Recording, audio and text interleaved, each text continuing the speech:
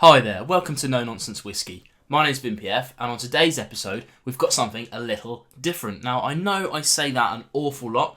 I do like to cover different things when I can, but this truly is something very different to what I usually do. Obviously, I'm a whiskey channel. This is Nonsense Whisky, so I rarely cover anything other than whiskey. I have covered some gins in the past. This is my first ever cognac. Now, I'm going to talk a little bit about cognacs themselves and brandies and things like that, just because this is the first time I've covered one of them. So if you are just like me and don't really know much about the genre itself, I'll do a bit of an overview of that before I get into the tasting of this particular cognac. Now, the reason why I got into cognac in the first place was I was offered a trade ticket to go to the UK's cognac show in London. Free ticket for trade people, which is still surprising to me that I even qualify as trade. But nevertheless, when I'm offered a chance like that, then I take it up and I go down and I go and check it out and see what's going on. Met loads of wonderful people down there. I also met Chris, the last drop Chris, and of course Spirits People, Johnny. And we tried a load of cognacs together. Now, Chris knows his cognac quite well, a lot more than I do. So if you do like cognac reviews, you should go and check out the last drop. But throughout the day, I tried plenty of different things. To me and my untrained palate in terms of cognac, they tasted very similar to each other. But this particular one was a bit of a standout for us. And for me especially, it was the most reasonably priced versus flavour that I could come across. And in fact, both me, the guy who I went with, Nick, and Chris all bought the same bottle and the same VSOP, which I'll go into a little bit later on. So, the differences and similarities between cognac, or we'll talk about brandy generally to be fair, and whiskey. Cognac is to brandy what Scotch is to whiskey. So all Scotch is whiskey, but not all whiskey is Scotch. You know, it has to be made in Scotland to be called Scotch, but you can have like American whiskey, like bourbon is a whiskey, Irish whiskey, whatever. This is a cognac, which is a bourbon made in the region, if you want to call it, I think it's a commune of cognac. Therefore, it is now a cognac. That's the rules about how you make a cognac. It's distilled, double distilled, as most whiskies are, not all, but most. But the base liquid is not made from grain, it's made from grape. So if you think of what what goes into a whiskey is a kind of like a distiller's beer, very unpalatable, very sour beer that wouldn't really make it as life as a beer, which is probably why it got distilled in the first place, right? This is a white wine that is also equally as unpalatable as the beer is to whiskey. That's then distilled in almost exactly the same way, produces a new make spirit, but just out of grape instead of grain. That's then put into oak barrel, same as whiskey, although for cognac specifically, it must be in French oak or even Limousin oak. I think there's another region it can be used as well, but really French oak is the key to it. They also get an angel share. It's about 3%. In Scotland, it's about 2 to 3%. Around the world, it varies. You know, places like Taiwan have a much higher percentage. And it must be aged for a minimum of 2 years before it can be sold as cognac.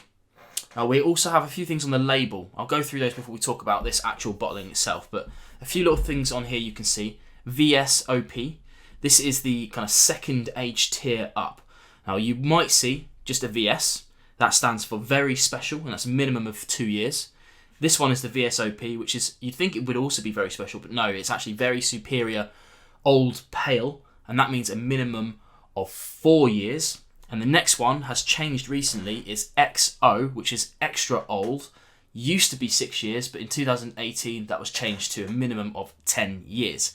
So they don't tend to put age statements on them, but that really is your age statement. You know, it's just the same with whiskey, Scotch especially, is that they blend these together from the one producer, and the lowest, the youngest age in there is what qualifies this. So we know the absolute minimum age in this is 4 years old. I think that's pretty fair. Pretty good way of looking at it as well. It's good to have those controls. The final thing on this label here, if you can just about see on my terrible focus, Fine Petit Champagne. Now, the word champagne is not to be confused with the wine-making region Champagne. That's a completely different region. Here you can see it says Petit Champagne. There's also a region called Grand Champagne. And when you mix those two together, you can call it fine Petit Champagne. This is because this particular place, the Chateau Montifaud, is a huge, huge place, and it spans both of those regions. So they get away with mixing it together, I guess. I should, at this point, after saying all of this, say that I am in no way an expert in cognacs whatsoever. So any of that information that I've just given you there, if there's mistakes, please let me know. But don't take everything on gospel what I've said. Do your own research into this thing. So if you've got better information than what I've just given you, drop it in the comments below and help me educate other people who also don't know much about cognac. Now, this is the Chateau Montifaud Cognac Fine Petit Champagne VSOP. As I said earlier, that means it's a minimum of 4 years, possibly over 2 regions, and really this is kind of like what you would call an independent, you would call it a distillery, I guess, but it's a family-owned, 6th generation family-owned vineyard distillery combo. I guess maybe they make wine as well, I'm not entirely sure. Really hard to find information about them specifically online, and I guess a lot of the producers are like that. It's not like it is in whiskey, where they buy in, most of them buy in all of their ingredients, and they're owned by these huge conglomerates. It doesn't really work like that. There are obviously some that are owned by big conglomerates, but this particular one is about as family owned as you can get. And as I said earlier, it was one of the real standouts for me, especially when I found out the price of this thing.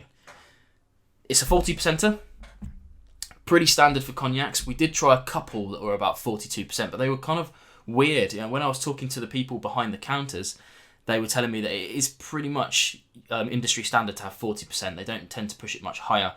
It tastes just fine at 40%. This in the UK is around £30 to £35, which is extremely affordable, and one of the reasons why I picked it up. Right, that's been a lot of talking, so apologies for that. I don't usually do that sort of thing, but I thought I would honour the cognac name by at least talking about cognac in a bit more depth. And apologies if you already knew all of that and that you had to sit through that to get through to this part, the actual cognac itself. Let's get onto the nose and see what we've got in the glass. Now, as a stern whiskey drinker, when you first put your nose into this, you'd be forgiven for thinking it's very similar. I mean, it's made in a very similar way, so you're getting all those alcohol notes, but dig a little bit deeper. There's a lot of sweetness there. And for me, it's like fresh fruits. There's a lot of apricots in there. And a little bit of pears maybe. Really warm and inviting nose. But the sweetness could definitely put someone off if they're not used to it. I quite like the sweet stuff, so this suits my nose quite well. Let's get onto the palate.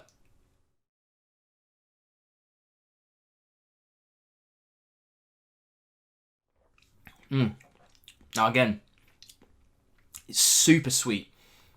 There's definitely going to be people watching this that would quantify that as sickly sweet. But for me, it's just the right side of that sickly sweet. Now, I somewhat recently anyway, covered the Jack Daniel's Honey, bordering on sickly sweet again, and it's around that sort of sweetness that you're looking at. So if that's not your bag, then you probably won't like this so much, but for me, I find that really, really inviting.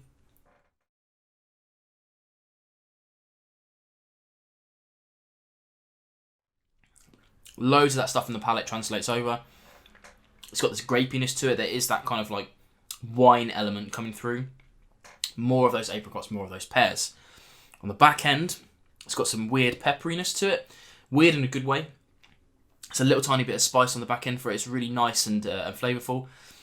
But the finish, as that starts to peter out, is kind of medium long and very drying, I would say, actually. Like a lot of wines that I would drink naturally as wine. But, I mean, as you can see, I've greatly enjoyed that. I have shared this around a little bit for people that are interested in cognac.